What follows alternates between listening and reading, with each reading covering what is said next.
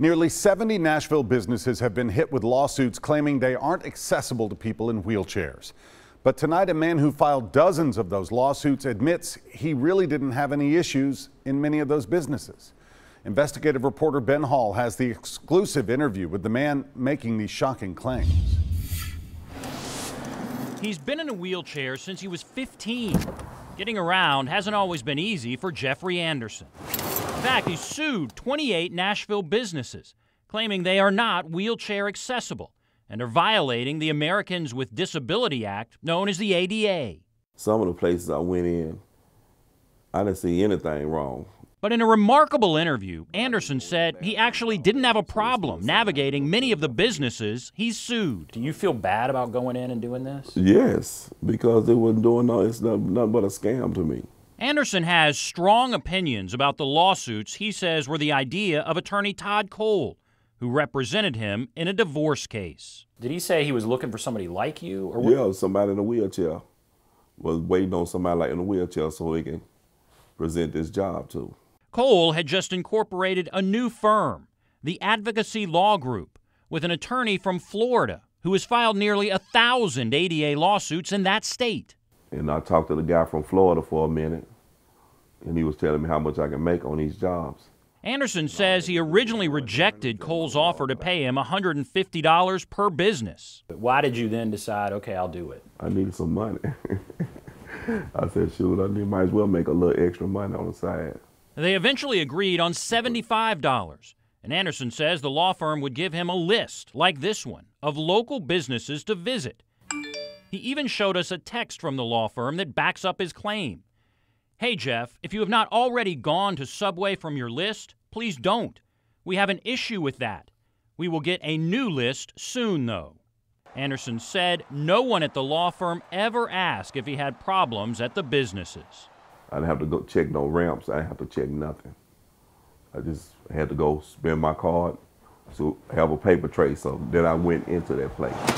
To me, this is just a shakedown. Cole filed a lawsuit against Martin Bubis's liquor store in East Nashville last year, claiming it wasn't wheelchair accessible. They said that our counters were too high, that our Coke machine was too high. But his liquor store doesn't even have a Coke machine. Bubis wanted to fight in court, but his attorney recommended settling to make it go away. I think they're using a law and going for an amount of money that you're not going to fight it. Bubis settled the case for $3,000 to cover the $350 an hour Todd Cole and his advocacy law group billed on the case. He also added handicapped parking signs, which he said he'd have done if they had just sent him a letter.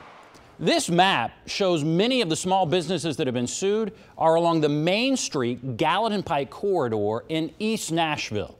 Bubis's liquor store, well, that's right there. And you see other businesses that have been sued nearby. But suits have also been filed against businesses in the Vanderbilt area and along Charlotte Pike.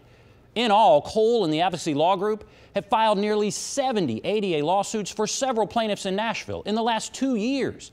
That's more than anyone else. Among the places Anderson sued, Go-Go Sushi at Vanderbilt University. I might have just purchased a drink because I don't eat sushi. And Sitar Indian Restaurant on West End. I don't even know what they sell in the Indian restaurant. Each lawsuit claimed Anderson was being harmed because he intends to visit the facility and property within 6 months. I only went there for that. You never intended to go back? No. For what? And many of Anderson's lawsuits claim he attempted to utilize the restroom facilities but was denied access and discriminated against because of his disability. Some of these lawsuits, they mention the bathroom is not handicap accessible. Well, I wouldn't know that because I didn't go in there. You didn't go in the bathroom? No, I didn't have to. In January, Cole began telling judges in the cases that he and Anderson had irreconcilable differences. Cole declined to speak to us on camera because he said Anderson had not waived his attorney-client privilege.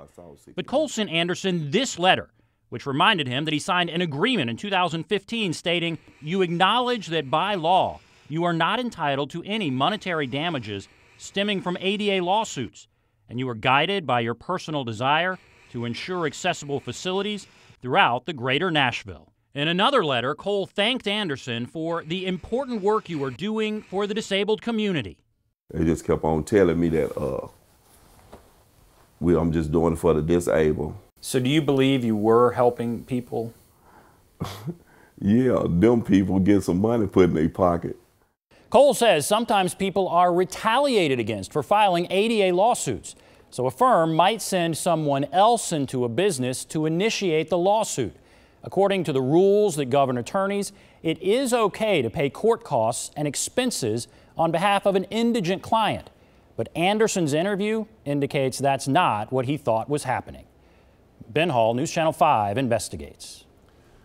Late this afternoon, an attorney for Todd Cole insisted his client has done nothing illegal or unethical. While he can't speak specifically about Anderson's claims, he told us, generally speaking, clients of Cole's firm are never paid to litigate a case. We also want to disclose that Cole once represented a client who sued News Channel 5 in a defamation case.